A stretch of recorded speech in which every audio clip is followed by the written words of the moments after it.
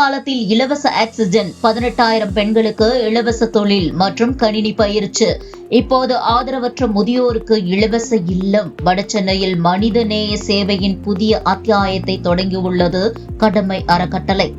Corona பெருந்தொற்று காலத்தில் auto மூலம் உயிர்காக்கும் இலவச ஆக்சிஜன் சேவையை வழங்கி ஆயிரக்கணக்கானோரின் பாராட்டை பெற்ற கடமை அறக்கட்டளை தற்போது வடசென்னையில் ஆதரவற்ற முதியோருக்காக இலவச முதியோர் இல்லத்தை தொடங்கியுள்ளது. சென்னை மணலியில் அமைக்கப்பட்டுள்ள கடமை சரணாலயம் என்ற இலவச முதியோர் இல்லத்தின் திறப்பு விழா இன்று நடைபெற்றது. மாதவரம் தொகுதி சட்டமன்ற உறுப்பினர் MLA விஜய் பிரபு தலைமை விருந்தினராக கலந்து கொண்டு முதியோர் இல்லத்தை திறந்து வைத்தார்.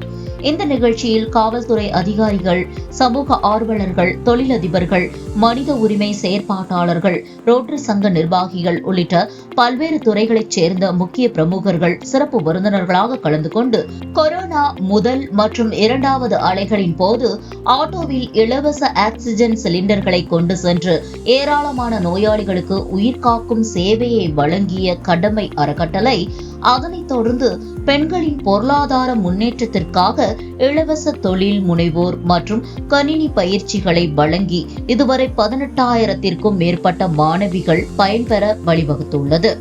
அந்த மனிதநேய பயணத்தின் அடுத்த கட்டமாக ஆதரவற்ற மற்றும் பராமரிப்பற்ற முதியவர்கள் பாதுகாப்பாக தங்கும் வகையில் வடசென்னையில் முழுமையாக இலவச முதியோர் இல்லத்தை அமைத்துள்ளது. உணவு, தங்குமிடம், மருத்துவ பராமரிப்பு உள்ளிட்ட அனைத்து அடிப்படை வசதிகளும் இங்கு இலவசமாக வழங்கப்பட உள்ளதாக அறக்கட்டளை நிர்வாகிகள் தெரிவித்தனர். கொரோனா காலத்தில் உயிர்களை காத்த கரங்கள் இன்று ஆதரவற்ற முதியோரின் வாழ்வையும் தாங்கும் கரங்களாக மாறியுள்ளது கடமை அறக்கட்டளை. ரொம்ப பெருசா போகுது. எல்லாருக்கும் என்னோட மனமார்ந்த வாழ்த்துக்கள். நம்ம பெரியவங்கன்றது எப்போ தெரியும் அப்படின்னா 4 பேருக்கு கொடுத்து உதவும் போது தான். அந்த மாதிரி 4 பேருக்கு கொடுத்து உதவுற நிஜமாகவே வாழ்க்கையில் பெரியவங்களாக இருக்கிறவங்க எல்லாருக்குமே என்னோட மனமார்ந்த நன்றிகள். குறிப்பாக சொல்லணும்னா இந்த நிகழ்ச்சிக்கு வந்திருக்கிற என்னோட அன்பு அண்ணன் SK மகேந்திரன் அண்ணன் XMLA. நான் சின்ன வயசுலேருந்து அவரை பார்த்து வளர்ந்துருக்கேன். ஆரம்பத்தில் கம்யூனிஸ்டவாதியாக இருந்தபோது அண்ணன் நிறைய ட்ராவல் பண்ணியிருக்கோம்.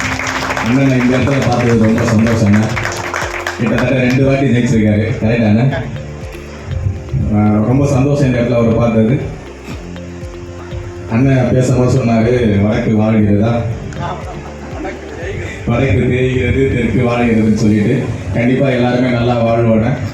இந்த மாதாவரம் தொகுதியில் தேவைப்படுற விஷயங்கள் நிறைய இருக்குது.